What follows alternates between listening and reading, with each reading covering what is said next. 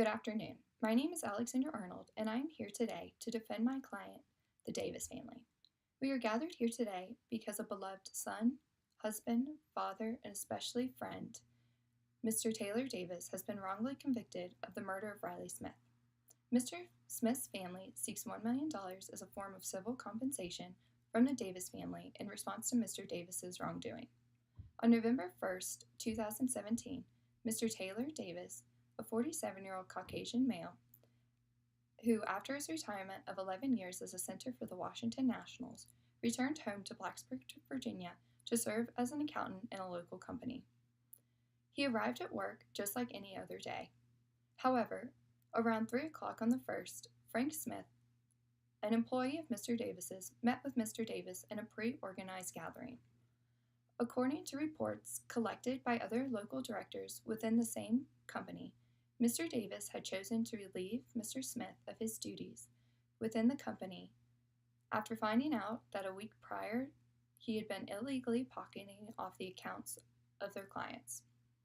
Around 3:15 p.m., Ms. Reagan Clark, an additional accountant at the company, whose office abuts directly to Mr. Davis's, reported hearing a loud exchange of words between both men before hearing what she described as a waterfall of office supplies being thrown onto the floor. She later reported a few minutes later hearing a loud banging. Finally, Mr. Joseph Moore, Mr. Davis's secretary, followed up with this report in his testimony, stating that Mr. Davis fled from his office around 3:30 p.m. covered in blood. However, he had not seen any gashes reportedly on Mr. Davis himself.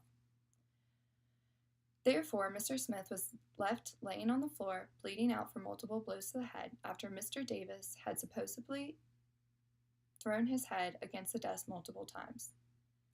EMTs were called and arrived on scene approximately 10 minutes after 911. Mr. Smith died around 4:10 p.m. on the 18th due to blood loss in the ambulance on the way to the hospital. Mr. Davis was then found by the police in his home later that afternoon and brought to the Montgomery County Regional Jail, where he was convicted of first-degree murder. Mr. Davis then took his own life on November 21st, just a week after he was indicted by the grand jury for the murder of Mr. Davis. Mr. Taylor was found hanging from his bedsheets in his cell. He was later transferred to the Corellian New River Medical Center, where he was pronounced dead at arrival. After interviewing Davis's family and close friends, we uncovered that growing up, Mr. Davis had a very likable personality, and he never displayed any forms of aggressive actions outside of his time in the hockey rink. However, in the last year leading up to his death, Mr. Davis's wife reported that he became irritable and would easily get upset by small actions that normally would have never bothered him. Keeping Mr. Davis's previous history and the details of the event in mind, it leads me to bring up the reasoning we are here today. My client's family believes that Mr. Davis was not guilty of his crime due to some recent evidence uncovered by an autopsy report completed at the time of the defendant's death. Due to recent media coverage regarding the topic of chronic traumatic encephalopathy, also known by the acronym CTE, Davis's family decided to donate their loved one's brain to research after realizing that Taylor Davis displayed many of the symptoms that recent NFL players had also experienced before their death, and before eventually being diagnosed with CTE. CTE is a neurodegenerative disease found commonly that affects contact sport athletes and military personnel whose position puts them in the line of fire for explosives. The disease was first recorded in the 1920s as a term to describe the sluggish personality of boxers after suffering from years of traumatic brain injuries such as concussions. Since this point, CTE has expanded to a multitude of activities outside of the sport of boxing. To their surprise, by sending Mr. Davis's brain to the VA-BU CLF Brain Bank in Boston, Massachusetts, they received the results that we believe will support the idea that Mr. Davis's actions were out of his control. Researchers at the Brain Bank found significant damage to Mr. Davis's frontal lobe, supported by an increased collection of tau proteins found within this portion of his brain. Tau proteins are proteins that play a role in the health of the CNS, central nervous system, and damage to these proteins causes them to lose their normal organization and form clumps within the brain that can eventually kill healthy neurons that surround these collections. Basic anatomical knowledge teaches us that the frontal lobe of the brain plays a large role in the memory storage and recognition. High levels of tau proteins were also detected within his amygdala, a structure within the human body that is responsible for our behavior and emotional regulation.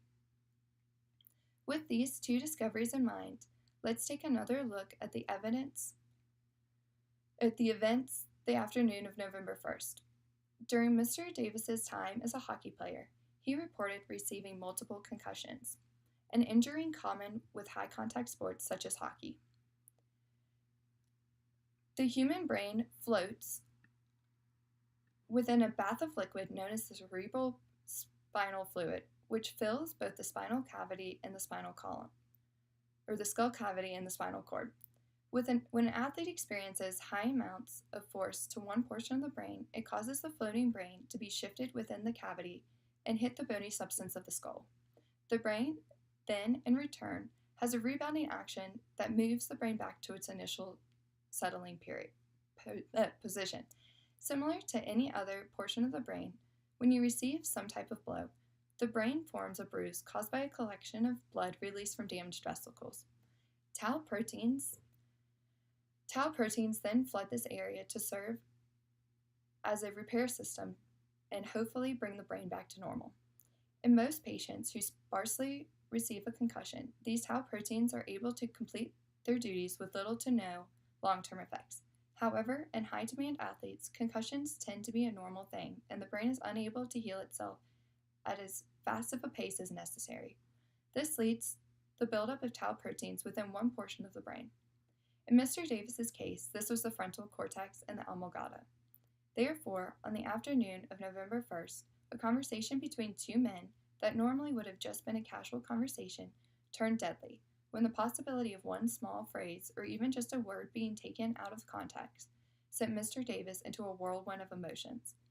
Due to the damage in his brain, he was unable to control emotions just like any one of us sitting here right now would be able to do, and his memories of a pleasant relationship with Mr. Smith were also lacking. Therefore, a small emotional spike was unable to be processed by Mr. Davis's brain and led to his outrage, which eventually led him to take the life of Mr. Taylor and then his own. Do not solely let the events of this afternoon determine the financial fate of the Davis family.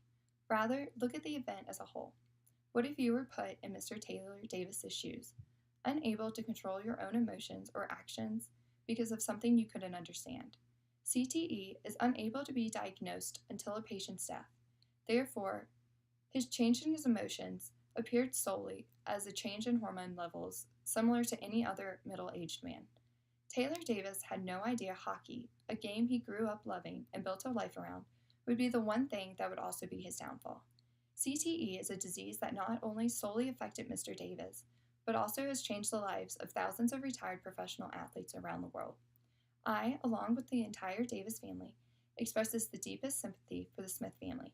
However, you cannot counterfeit visible scientific findings such as the one found in my defendant's brain that led him to the inability to control his own actions and eventually commit the murder of Mr. Taylor.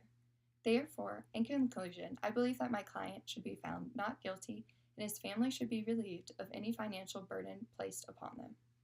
Thank you.